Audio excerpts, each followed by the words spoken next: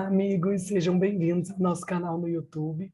Meu nome é Renata Barros, estou aqui com o nosso querido amigo Yuri Souza. Obrigada, Yuri, por aceitar nosso convite.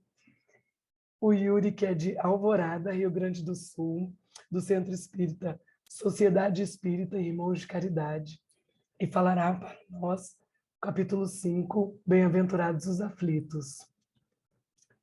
Eu farei uma pequena leitura para harmonizarmos o ambiente do livro Vida Feliz, ditado pelo Espírito Joana de Ângeles. Podes fazer mais em favor da humanidade, se te dispuseres a isto.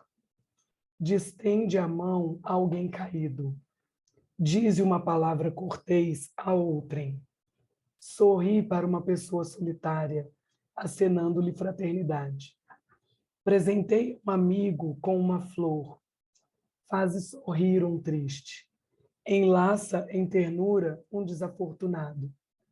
Há moedas de amor que valem mais do que os tesouros bancários, quando endereçadas no momento próprio e com bondade.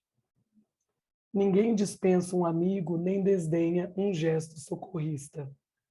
Disputa a honra de ser um construtor do mundo melhor e de uma sociedade mais ditosa. Então, meus irmãos, que os bons espíritos nos acompanhem no dia de hoje, que possamos apreender todo o conhecimento que o nosso irmão Yuri nos trará e que possamos mentalizar todas as boas energias para os nossos lares, para os nossos corações. Que assim seja. A palavra é toda sua, Yuri. Olá, então, queridos amigos, amigas do Celuz. Gratidão, Renata, também pela oportunidade de nós estarmos aqui conversando, dialogando sobre um capítulo de uma obra que faz parte da nossa codificação, que é a obra Evangelho segundo o Espiritismo. Nós vamos conversar hoje sobre um capítulo que eu tenho um carinho muito grande, um capítulo que já me socorreu muitas vezes em momentos de dificuldade, e acredito que não só a mim, como também a muitos outros que já conhecem a obra, que é o capítulo 5, que é o capítulo Bem-aventurados os aflitos. E é interessante que este é um dos capítulos maiores do Evangelho, junto com o capítulo 28, Coletânea de Preces. Sinal que nós temos muitos assuntos ali importantes para serem estudados, para serem meditados. E é tão interessante que esse capítulo e as informações que ele traz, as citações evangélicas que estão ali presentes, foram muito mal interpretadas ao longo do tempo. Durante muito tempo, as pessoas pensavam que essa fala de Jesus pudesse estar fazendo uma apologia à dor e ao sofrimento, de que as pessoas deveriam se entregar ao sofrimento de boa vontade, porque assim se tornariam felizes. E as pessoas então se submetiam a sacrifícios pessoais, a jejuns prolongados, a torturas físicas e muitas vezes até psicológicas, em razão dessa má interpretação da citação do Evangelho. A doutrina espírita, lá no século XIX, a nossa veneranda terceira revelação, vem então esclarecer essa mensagem do Evangelho, que, como o próprio Cristo já havia dito, seria, né, deturpada ao longo do tempo. E ele viria então resgatar o seu verdadeiro sentido, a sua explicação. Para nós começarmos, eu gosto muito de citar livros e fazer um diálogo com a doutrina espírita utilizando várias referências. Eu quero citar um livro que é um clássico da literatura, acredito que muitos conhecem, talvez não tenham lido a obra, mas tenham assistido algum filme antigo, que é o livro Mágico de Oz. É um livro infantil, muitas crianças já devem ter lido, principalmente das gerações passadas, e a gente vai entender o que isso tem a ver com o nosso capítulo de hoje. Nessa história, no Mágico de Oz, nós vamos ver uma história de uma menina chamada Dorothy, e ela, junto do seu cachorro, lá na casa onde ela vivia, acontece um ciclone. E após passar este ciclone, ela se vê então numa terra completamente desconhecida, naquele reino da fantasia que a gente vê no livro, que a gente vê no filme. E é interessante, resumindo a obra, que ela e os outros personagens da história estão em busca de uma cidade chamada de Cidade das Esmeraldas, porque tudo lá era feito de esmeralda. E eles estavam em busca do Mágico de Oz, um mago que estaria nessa cidade. E num determinado momento da história, eles chegam até essa cidade, Só que o mágico diz para ela, e para os demais personagens, os amigos dela, que eles só poderiam entrar naquela cidade se eles estivessem com um óculos especial. Se eles não estivessem com esse óculos especial, o brilho da cidade, que era muito intenso, poderia fazer com que eles ficassem cegos. Então, eles teriam que utilizar esse óculos para tudo. Até para dormir, para comer, para tomar banho, eles não poderiam tirar esse óculos em momento algum. E assim eles poderiam desfrutar, então, da cidade de Esmeralda. Mas a grande questão da história é que eles acabam descobrindo que o mágico de Oz, na verdade, era um grande charlatão. E aquele óculos, na verdade, não tinha nada de especial. E a cidade não era nem uma cidade de Esmeralda, ela era uma cidade como qualquer outra. Ela tinha cores completamente normais, mas o óculos que eles usavam é que faziam com que eles vissem a cidade como se ela fosse feita de esmeralda. E olhem só que interessante, a vida, ela também é assim. Quando nós enxergamos os fenômenos do mundo, os acontecimentos, sobre as lentes do materialismo, do niilismo, aquela corrente filosófica que ganha força ali no século XIX também, através de Nietzsche e diversos outros expoentes, trazendo de que nada tem sentido, que a vida é um conjunto aleatório de fatos, nós vemos a vida como se ela fosse uma grande tragédia. Nós vemos tantos acontecimentos como doenças, pessoas desencarnando em tenridade, a miséria, o número de suicídios cada vez maior, e a gente vê tudo isso como coisas sem sentido, como coisas que não têm explicação. Agora, se nós utilizarmos um outro óculos, esse óculos que já nos dado há mais de 2000 anos, e foi desenvolvido há menos de 2 séculos atrás, que é o óculos que nos permite ver a vida através da perspectiva da espiritualidade, as coisas assumem a sua proporção natural. A gente consegue entender aquilo que aparentemente parece um sofrimento, aquilo que aparentemente parece uma tragédia. E é interessante que a gente encontra essa analogia em outras obras também. Uma outra obra que eu gosto muito é do filósofo Santo Agostinho. Este livro aqui, que é um livro bem famoso, é o livro Confissões, né? Lembrando que o Santo Agostinho, depois em espírito, participa da codificação da doutrina espírita, então já é um espírito que muitos de nós já conhecemos ali nos seus escritos no Evangelho. Esse livro foi escrito enquanto ele ainda estava encarnado, né, no papel de Santo Agostinho, e é um livro belíssimo, né? A gente está lendo ele, é como se nós estivéssemos sentados em uma mesa, né? De um lado está Santo Agostinho e de outro lado está Deus. Assim, é uma conversa fantástica. E o Santo Agostinho vai nos dizer numa parte da obra que em diversas situações da nossa vida, a gente tem que sair da parte em que nós nos encontramos e enxergarmos o todo. Porque se nós não enxergarmos o todo, nós corrermos o risco de não entendermos o que está acontecendo na nossa vida. Então, Santo Agostinho nos convida a fazer esse movimento de saída, olhar além da situação, olhar além da aparência. Contextualizando com o capítulo de hoje, se eu estou num sofrimento, se eu estou numa situação de dor, se eu presencio uma tragédia, tentar olhar além daquilo que parece ser. Tentar utilizar os nossos conhecimentos espirituais para entender quais são as explicações, o sentido daquilo. E assim fica muito mais fácil de nós administrarmos essas situações. Uma outra referência, não tem o livro aqui, mas é uma citação famosa, acredito que a maioria conheça, é do autor brasileiro José Saramago, onde ele vai dizer uma frase muito parecida com tudo isso que a gente está dizendo aqui, que para que nós possamos ver a ilha, é preciso sair da ilha. Nós só podemos enxergá-la se nós sairmos dela. Então, a doutrina espírita, ela nos faz esse convite de nós enxergarmos além das aparências, nós tentarmos entender o sentido que existe por trás de cada coisa. Porque aquela dor, aquele sofrimento que hoje eu estou passando na minha vida, com certeza ele tem um sentido. Com certeza ele tem uma explicação. E às vezes a explicação nem é tão importante quanto o sentido, porque é através desse sentido que eu posso utilizar essa dor, esse momento que eu estou passando como um recurso de fortalecimento, de amadurecimento e de evolução espiritual. Para a gente ver a diferença que tem nós enxergarmos a vida sobre a ótica do materialismo e a ótica do espiritismo, essa visão mais ampliada, nós temos um exemplo disso que se encontra num livro que eu acredito também que a maioria conhece, um livro nosso espírita, que é o livro Boa Nova, do espírito Humberto de Campos, pela psicografia do nosso venerando Chico Xavier. Tem um capítulo aqui que a gente pode entender muito bem essa diferença entre essas óticas materialistas e a ótica espiritualista, a ótica do espiritismo, que é o capítulo que fala sobre Joana de Cusa. Acredito que a maioria já conheça a história, mas relembrando um pouquinho, caso tenha alguém que não conheça, a Joana de Cusa era uma mulher lá do tempo de Jesus, da época de Cristo, contemporânea a ele. Ela era casada com Cusa, que era um homem da alta sociedade ali do Império Romano, tinha um trabalho muito próximo ao de Herodes. Então, os dois eram da alta sociedade. E é muito interessante que, mesmo ela sendo uma mulher rica, ela igual ia até Jesus para ouvir os seus ensinamentos, não negligenciava o cuidado espiritual. E ela ia até o lago onde Jesus fazia suas pregações e adorava ouvir os ensinamentos de Jesus. O problema é que o seu marido, Cusa, não gostava muito disso. Ali Humberto de Campos vai nos dizer que ele não tinha muito uma firmeza religiosa, ora oscilava entre o judaísmo, ora entre o politeísmo, ali os deuses romanos, mas ele não gostava que ela, sua mulher, fosse ouvir os conselhos de um homem que representava as populações mais baixas ali do Império Romano, dos hebreus. Ele não gostava disso.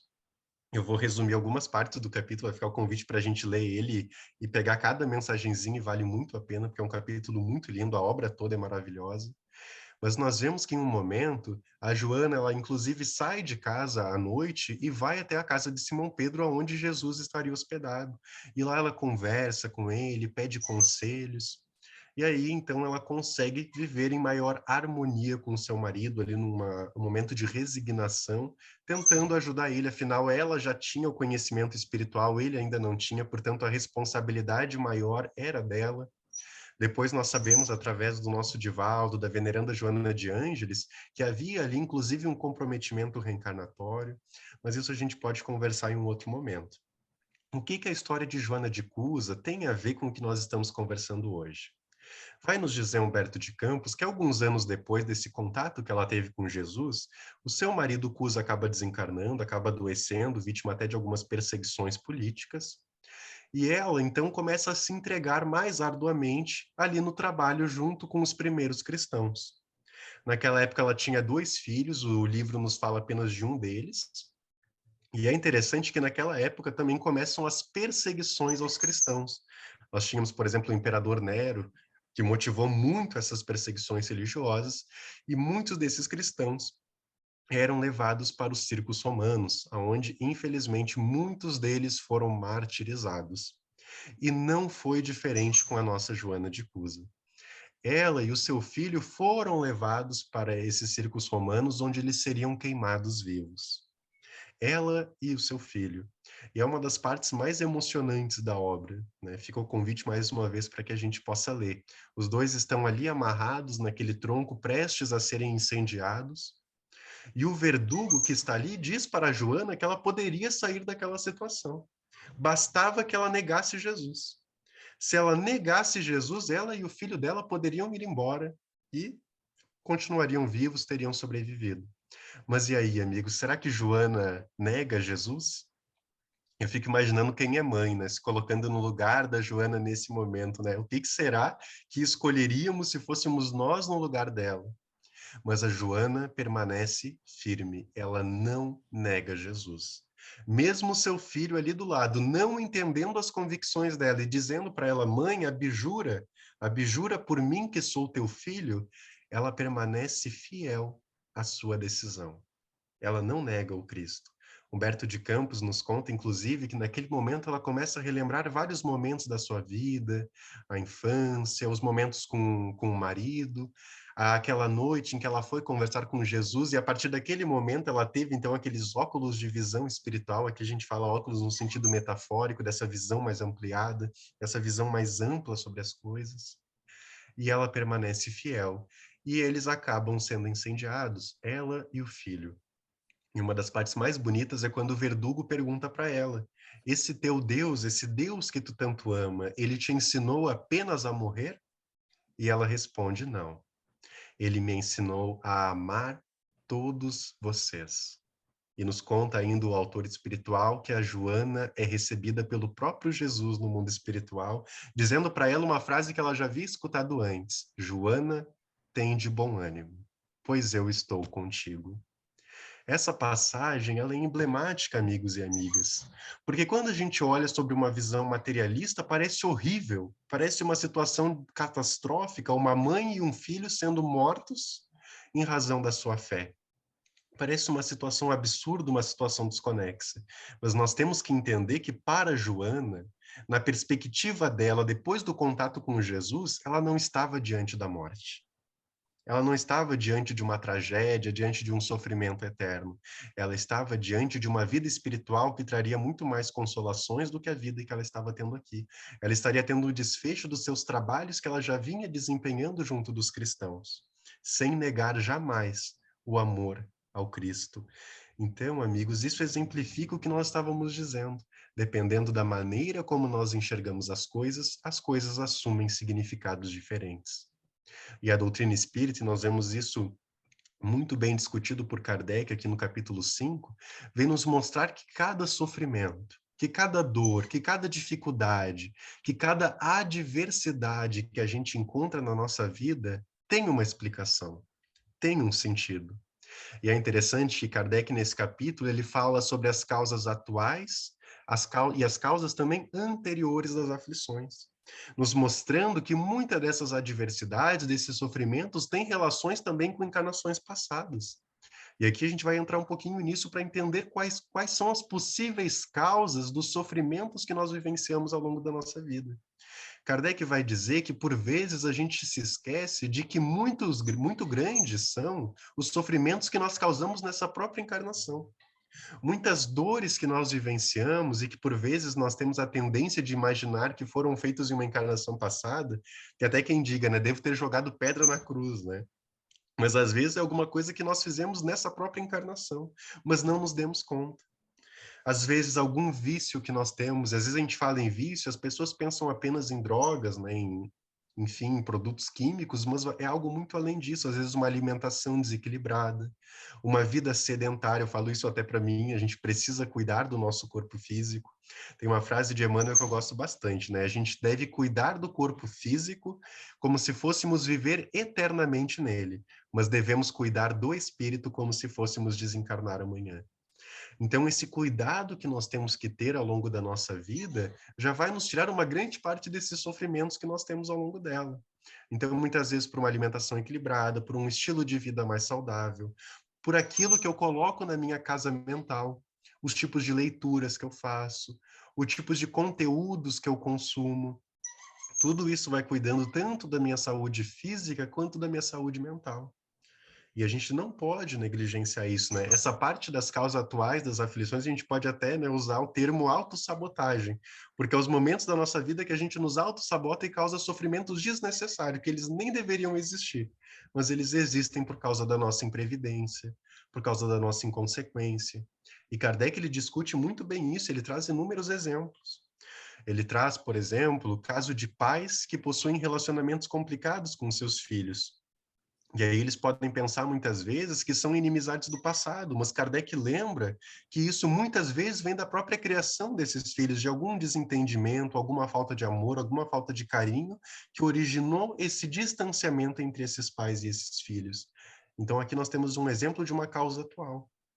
Além do mais, hoje dialogando com um tema que é muito falado, que é a inteligência emocional, né? Quantos sofrimentos que nem deveriam ser sofrimentos, mas pela nossa falta de inteligência emocional, pela nossa incapacidade de gerenciar as nossas emoções, nós acabamos transformando em sofrimento.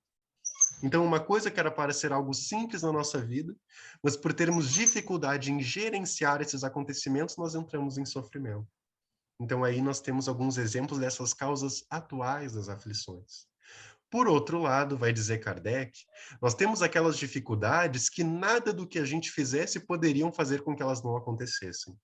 Por exemplo, alguma doença que surge repentinamente, que nenhum cuidado físico ou mental poderia ter feito com que ela não acontecesse. Algum desastre natural. Tudo isso são exemplos de coisas que estão além do nosso controle. E, portanto, podem ter, e é muito interessante, podem ter uma explicação numa encarnação passada. Mas também não quer dizer que que essa explicação esteja numa encarnação passada, porque Kardec vai lembrar que nós também temos muitas provas que escolhemos no nosso planejamento reencarnatório. Isso é um cuidado que a gente deve ter, inclusive para não sermos preconceituosos. Por vezes a gente encontra alguns irmãos nossos que dizem: nossa, fulano veio nessa encarnação com algum problema de visão. Então, numa encarnação passada, ele deve ter feito mau uso dos seus olhos. A gente tem que ter muito cuidado, porque às vezes é uma prova que o espírito escolheu e não necessariamente algum débito de uma encarnação passada que aquele espírito possua. A gente fala muito também no movimento espírita das doenças psicossomáticas, né, dialogando com outras áreas do conhecimento, como o câncer e a sua relação com sentimentos. Mas isso também não significa que toda e qualquer pessoa que esteja com um tumor maligno seja uma pessoa que não soube gerenciar os seus sentimentos.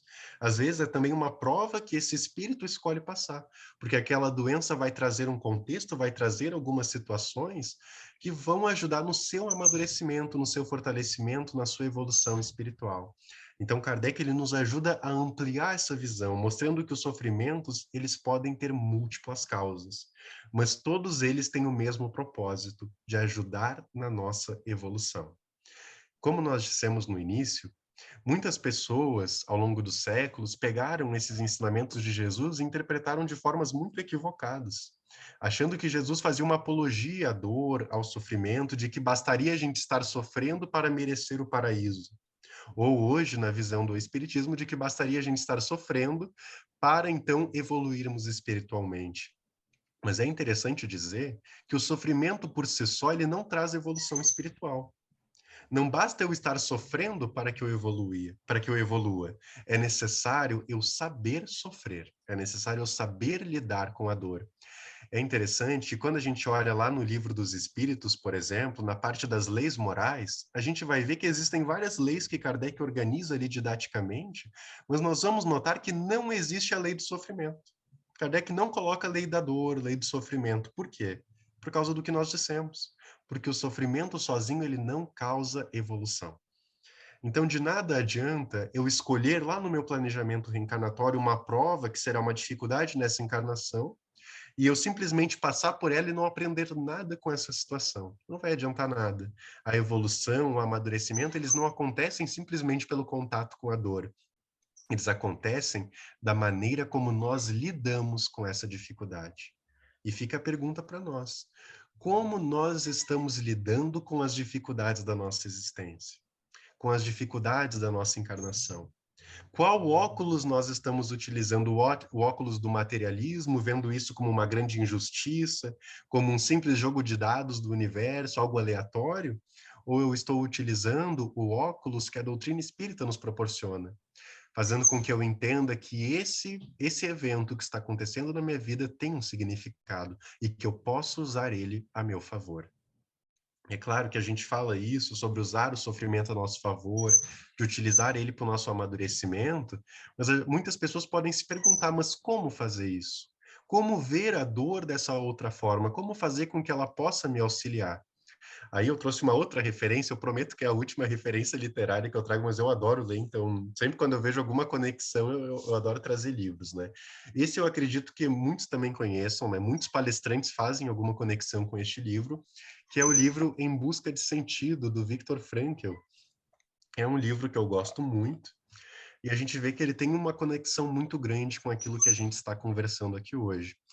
Contextualizando um pouquinho da obra para aqueles que não conheçam, o Viktor Frankl, então, é um psiquiatra, ele já desencarnou, mas ele era um psiquiatra, tinha origem judia, e lá no período da Segunda Guerra Mundial, ele acaba ficando nos campos de concentração nazista. E é muito triste porque ele acaba perdendo toda a sua família.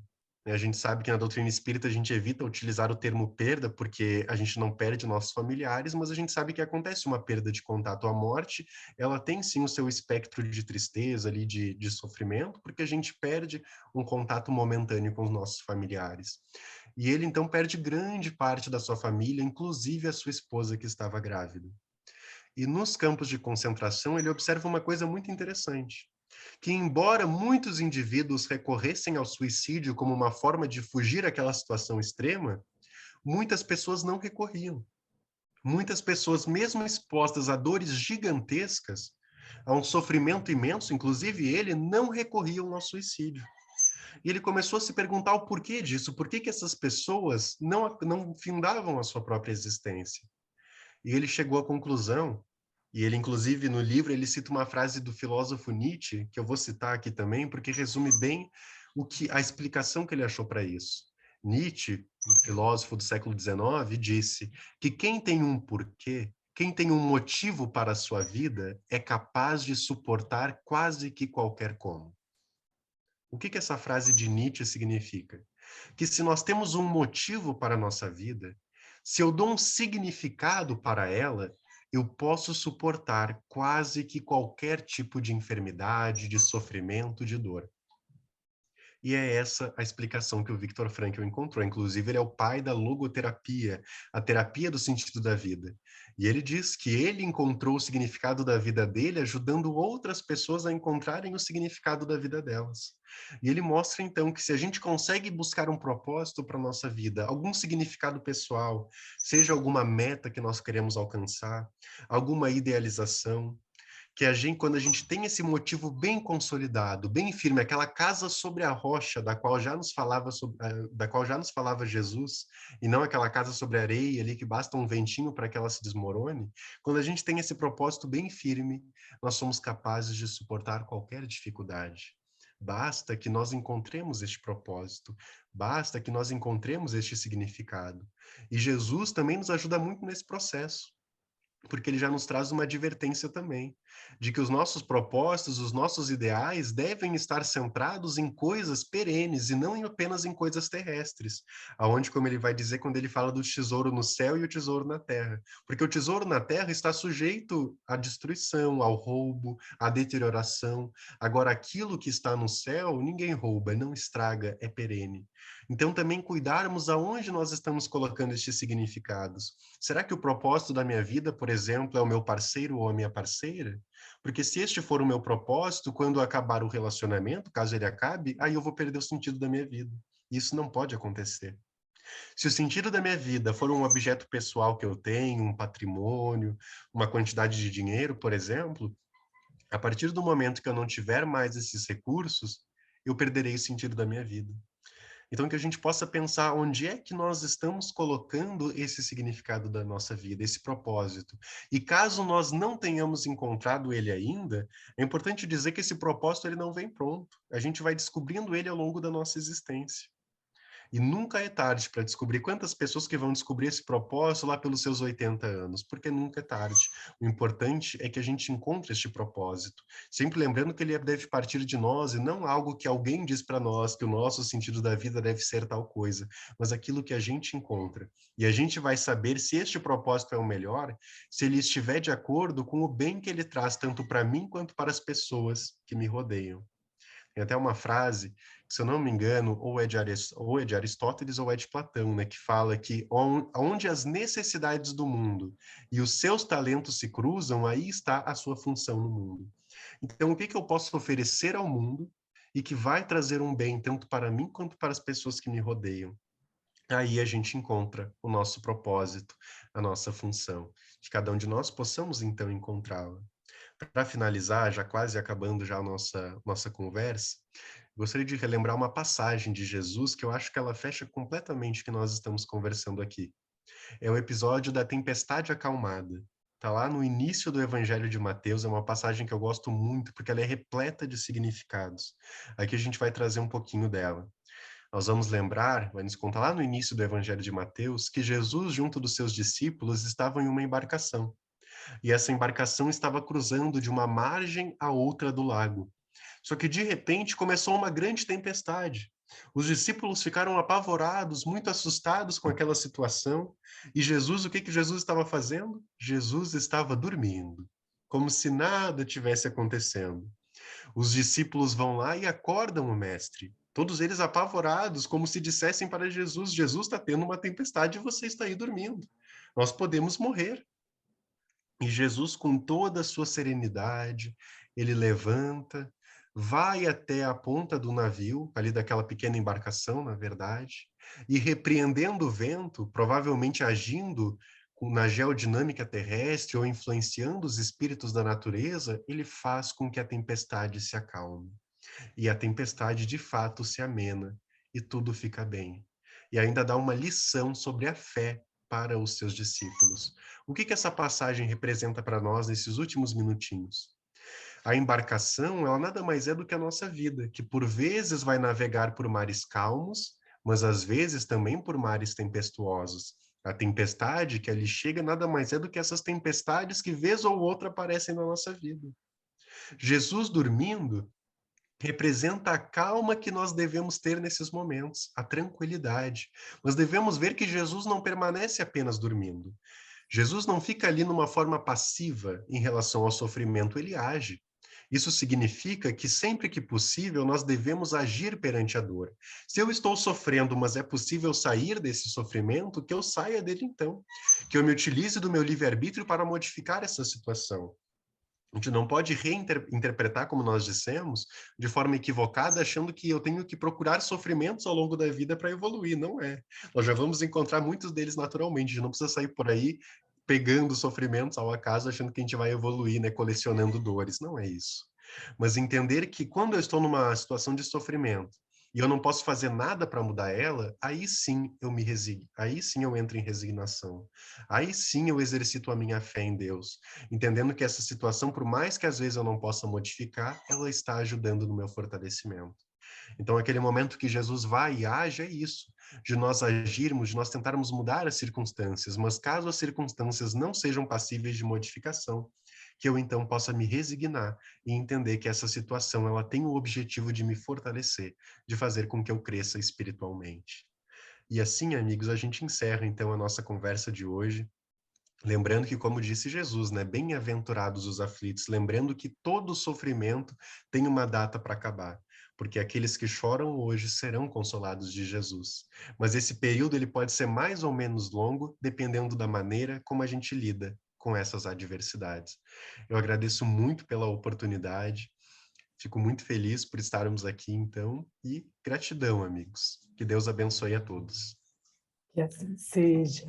A gente que agradece, Yuri, né, de enorme aprendizado, todas as suas palavras. Né? Tem uma frase que diz: a dor é inevitável, o sofrimento é opcional. Né? Adoro. Então, que a gente possa passar por momentos curtos de sofrimento, desde que saibamos, né, aprender com ele, desde que saibamos ser agentes de mudança na nossa própria vida. Né?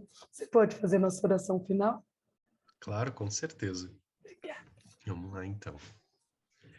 Deus, Jesus, espíritos amigos, agradecemos por esse momento de hoje, de reflexões, de aprendizados da nossa veneranda doutrina espírita, que possamos, ao longo do tempo, vivenciar cada vez mais os ensinamentos que essa nossa veneranda revelação nos traz, aplicando eles no nosso dia a dia, buscando ver a vida de outra forma. Que esse amparo que recebemos aqui hoje possa se estender sobre cada dia da nossa vida. Agradecemos por tudo, então, e que possamos encerrar essa exposição com muita paz em nossos corações, saindo melhores daqui do que quando aqui chegamos. Mais uma vez, agradecemos e encerramos, então. Que assim seja. Que assim seja. Muito obrigada, Yuri, mais uma vez. Obrigada Eu que pelas suas, agradeço. obrigada pelas suas palavras. E obrigada a todos pela companhia e até a próxima.